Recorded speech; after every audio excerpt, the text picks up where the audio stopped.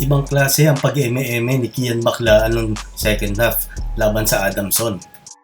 Okay, unahin natin sa possession na to. Isang ball screen ang binigay ni Omar dyan kay Baklaan sa top of the key. Mapapansin nyo nga yung mayroong gap dito na pwede niyang pasukin. At ang tinatao nito ay isang threat din sa labas na si Figueroa. At nung napasok niya nga ito, may kakaibang halimuyak na dala tong si Baklaan dahil yung mga Adamson players ang kanyang na-attract. Dahil doon, naiwan ngang bukas tong si Don Lim para sa pull-up 2. Pwede pa niya nga maitira yung sa tres eh.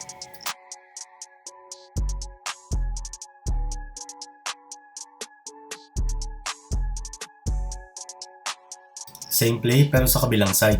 Isang ball screen sa top of the key na naman ang binigay ni Omar dyan. Pero this time, isang pull-up 3 ang binigay dito ni Baklaan.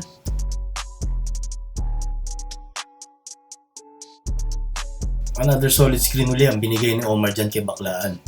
Napansin nyo kung gaano kalaking space ang maibibigay ng magandang screen?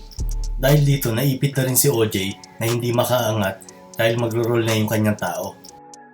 Nag-step back pa nga ito para makagawa uli ng maliit na separation. At ayun nga, nakadali na naman ng isang tres.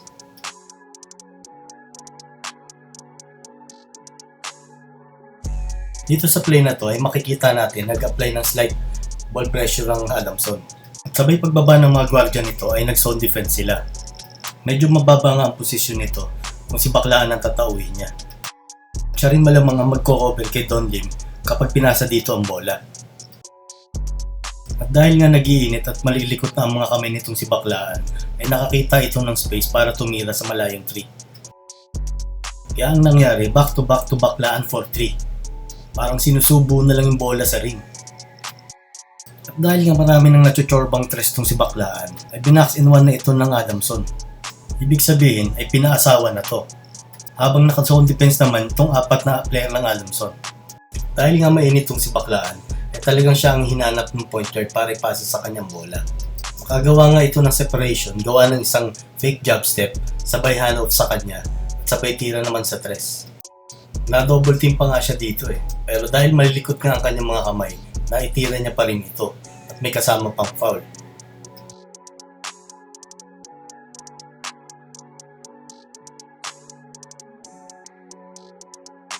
Nagtuloy-tuloy ang pag-box in 1 sa kanya. Nahinto na lang yan nung pinaupo siya at pagpahingahin. Isang baseline drive ang ginawa dito ni Figueroa. Wala nang nakapag-box out sa player ng mga Adamson, kaya nakuha niya dito itong putback 2.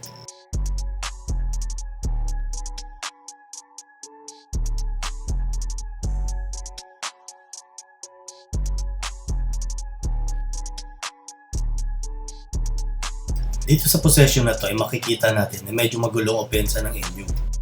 Makikita natin si Baklaan na sumisenyas na humihingi ng isang ball screen. Dahil mga 10 seconds na lang ang natitira sa shot clock, ay gumawa na to ng isang sariling move. Pero makikita natin yung respetong binibigay nila dito dahil dalawa pa yung sumulubong sa kanya. Pwede pa naman yung ipasa dito sa corner para sa isang 3. Wala mainit Talagang ititira niya ito.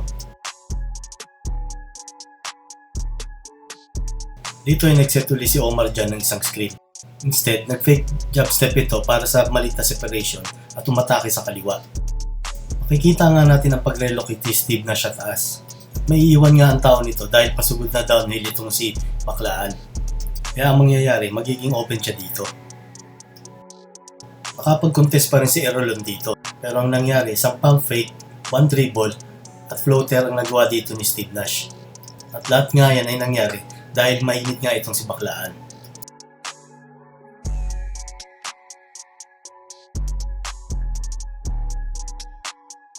Ito ang wag na wag niyong gagawin pag magpapatay kayo ng oras. Huwag niyong dadalhin yung bola dyan sa part na yan. Dahil pag kayo ang na-blindside ng defender, talagang makukulong kayo dyan. Wala kayong magagawa kundi itapon na lang ang bola. Gaya na nangyari dito. Buti na lang hindi nakakuha ng magandang tira dito ang Adamson. Kung hindi, baka nag-overtime pa. Panalo nga dito ang NU sa score na 69-66. Score nga dito si Kian Baklaan ng 19 points at 13 points yata dito ng third quarter. Comment down below na lang mga chong. Pa-like and subscribe na lang ng ating channel.